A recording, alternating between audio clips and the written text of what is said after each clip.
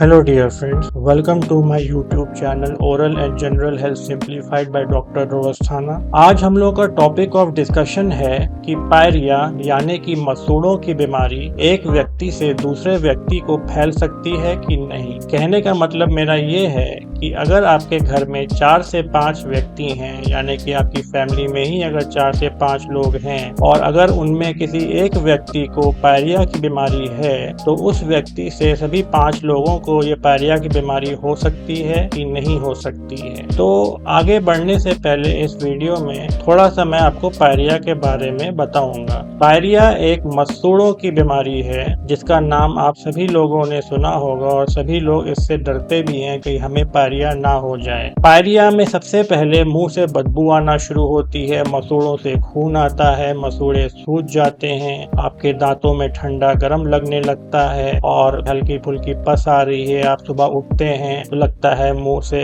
कड़वाहट आ रही है, दांत हिलने लगते हैं। तो सुनने में आपको इससे बहुत डर लगेगा और ये ज्यादातर डर लोगों में ये भी रहता है कि कहीं ये बीमारी दूसरे व्यक्ति से उनको ना हो जाए। तो इस वीडियो में मैं आगे इसमें क्लैरिफाई करूंगा कि बीमारी किन किन केसेस में दूसरे व्यक्ति को फैल सकती है। देखिए, पायरिया की जो बीमारी होती है ये खांसी जुकाम की तरह नहीं फैलती। जैसे खांसी जुकाम में होता है कि अगर आपके बगल में एक कमरे में एक व्यक्ति खांस रहा है, छींक रहा है तो कमरे में बाकी बैठे 5-7 लोगों को सभी को खांसी जुकाम हो जाता है। ये बीमारी इतनी आसानी से नहीं फैलती है। ये बीमारी ज्यादातर क्लोज फैमिली ग्रुप्स में, यानी कि ज्यादातर वे लोग जो एक साथ बहुत दिन से रह रहे हैं, यानी कि एक परिवार में, या कि स्टूडेंट्स जो एक साथ पढ़ रहे हैं एक ही कमरे में और एक ही बर्तन शेयर करते हैं और आसपास रहते हैं, तो उन केसेस में होता है। ऐसे कैसे होता है? सबसे ज्यादा तो इसमें होता है अगर आप जूठे बर्तन इस्तेमाल कर रहे हैं, जैसे कि स्टूडेंट्स में होता है जो पढ़ रहे हैं, जिसके पायरिया है उसी बर्तन से वो भी खाने लगे तो उनको भी जूठा बर्तन इस्तेमाल करने से पायरिया हो सकता है। लेकिन यहाँ पे मैं एक चीज क्लैरिफाई करना चाहूंगा, यहाँ पे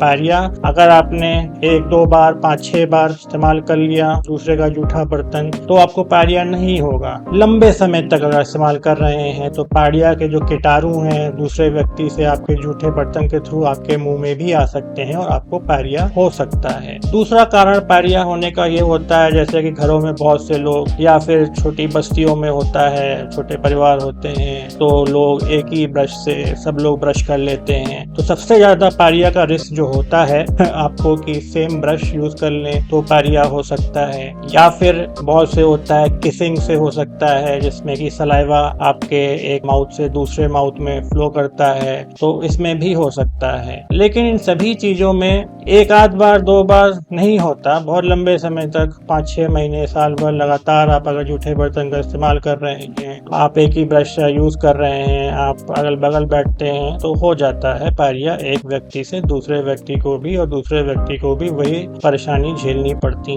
है। तो इस वीडियो में मेरा मतलब आपको डराना नहीं है, मैं एक चीज आपको और भी बताना चाहूंगा। 90% केसेस में पायरिया बहुत लंबे समय रहने के बाद भी नहीं होता है एक दूसरे को। सिर्फ 10% केस ऐसे होते हैं जैसे कि मान लीजिए आपके घर में कोई पायरिया से ग्रसित व्यक्ति है, आप उसके बर्तन भी जूठे यूज कर रहे हैं, अपने सिंपल आसपास बैठे हैं, नॉर्मली घर में इतना हो भी नहीं पाता कि आप सब कुछ रोक लें। तो अगर ये आप पे डिपेंड, आपको पायरिया होगा कि नहीं होगा ये आपकी पर्सनल ओरल हाइजीन पे भी डिपेंड करता है। पर्सनल ओरल हाइजीन का मतलब कि अगर आप दिन में 2 बार ब्रश कर रहे हैं, आप proper noun alcoholic mouth wash use कर रहे हैं, आपको कोई शुगर की बीमारी नहीं है यानी कि डायबिटीज नहीं है, तो चाहे आप जितनी बार भी बर्तन यूज कर लें या टूथब्रश यूज कर लें तो आपको नहीं होगा। वही अगर आप जूठा बर्तन भी यूज कर रहे हैं और अपने प्रॉपर ब्रशिंग भी नहीं करते, दिन में एक ही बार कर रहे हैं, मीठा खा रहे हैं, आपकी शुगर भी बढ़ी है, तो डेफिनेटली आपको पायरिया हो जाएगा।